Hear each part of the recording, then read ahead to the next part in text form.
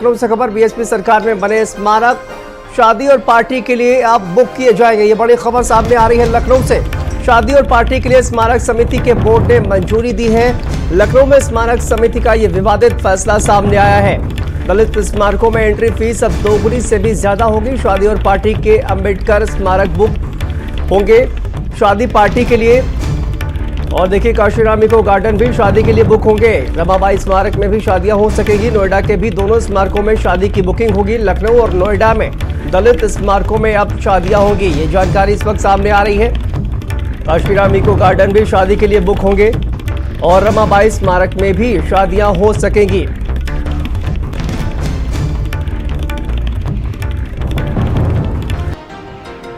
और संदीप खेर हमारे संवाददाता जुड़े हुए हैं।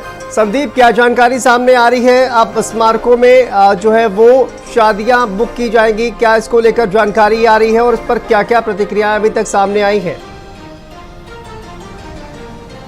देखिए शांतनु, अब से कुछ दिन पहले भी ये खबर भारत समाचार ने ब्रेक कराई थी कि जो भी स्मारक स्थल हैं उनको अब शादी पार्टी के लिए बुक किया जा सकेगा। लेकिन देखिए, अब जिस तरीके से स्मारक की जो समिति है उसने अपनी रिपोर्ट में ये साफ कर दिया है कि बसपा सरकार में जितनी भी स्मारकें बनाई गई हैं, वो चाहे बात करी जाए काशी स्मारक स्थल की बात करी जाए, बौद्ध विहार की बात करी जाए, इको गार्डन की बात करी जाए, यहाँ पर अब शादी विवाह पार्टी, धारावाहिकों की शूटिंग, फिल्मों की शूटिंग, तमाम ऐसे सांस्कृतिक कार्यक्रम, राजनीतिक कार्यक्रम, धार्मिक कार्यक्रम आयोजित किए जाएंगे। इस पर देखिए विवाद भी खड़ा हो रहा है, जहां पर एक बार स्मारक समिति का कहना यह है कि आय के स्रोत को बढ़ाने के लिए इस तरीके के काम किए जा रहे हैं, लेकिन जो बहुजन समाज पार्टी के जो नेता हैं वो अच्छे खासे नाराज दिखाई दे रहे हैं। जब भी शादी ब्याह या पार्टी होती है तो वहां पर सभी को पता है कि किस तरीके से शराब चलती है, किस तरीके से वहां पर डांस होता है या किस तरीके की गतिविधियां होती हैं, ये सभी को पता है। और देखिए, बहुजन समाज पार्टी ने ये जो स्मारक स्थल बनाए हैं ये उन्होंने अपने नेताओं की स्मृति के लिए बनाए हैं कि लोगों को इनके बलिदान के बारे में, समर्पण के बारे में पता चल सके, ना कि उन्होंने शादी ब्याह और पार्टी के लिए इन स्मारक स्थलों को बनाया था। इस पूरे मुद्दे पर देखिए राजनीति होती हुई दिखाई दे रही है।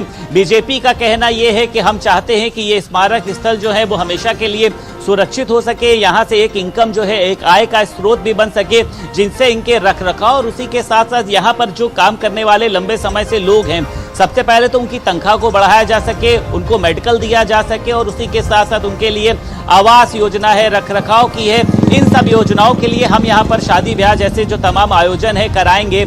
किराए की बात है वो लगभग एक दिन का जो है वो 2 से 3 लाख रुपए किराया होगा।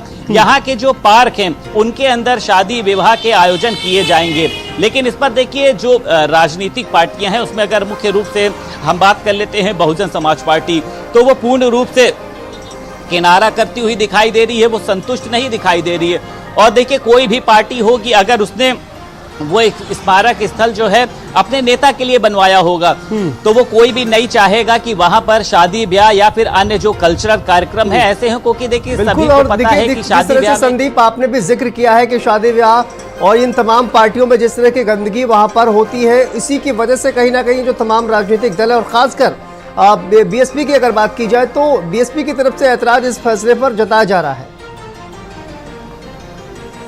देखिए शांतनु, इसमें कोई दो राय नहीं है। जिस तरीके से देखिए शादी ब्याह में सभी को पता है कि वहां पर किस तरीके से लोग आते हैं। और देखिए जो अगर हम बात करते हैं लखनऊ में, देखिए बहुजन समाज पार्टी की जब सरकार थी तो अगर हम गोमती नगर के इलाके की बात करें या फिर हम बात करें जेल रोड इलाके की, यहाँ से लोग गुजरते नहीं थे। लेकिन जब से ये स्मारक बनाई थी, लखनऊ की तस्वीर को बदलने का जो काम है वो हुआ था, इसमें कोई दो राय नहीं। आज बड़ी बड़ी फिल्मों की शूटिंग अगर इन लोकेशन के आसपास होती है तो लोगों को गर्व होता है। लेकिन अब इन्हीं के अंदर शादी ब्याह, सांस्कृतिक कार्यक्रम, तमाम तरीके के कार्यक्रम के आयोजन होंगे, जिसमें मीट भी चलेगा, मुर्गा भी चलेगा, मछली भी चलेगी, दारू भी होगी, सिगरेट भी होगी, तमाम तरीके के नशे भी होंगे। कई शादी ब्याह के कार्यक्रम में तो डांस का भी आयोजन होता है। तो यानी अब महापुरुषों की तस्वीरों के सामने या फिर महापुरुषों के उस स्मारक के स्थल पर इस तरीके का नृत्य होना, इस तरीके से शराब मदिरा का सेवन होना, कहीं पर सिगरेट पड़ी है, कहीं पर दारू की बोतल, कहीं पर बियर की बोतल पड़ी है, तो इसकी जिम्मेदारी जो है वो कौन तय करेगा?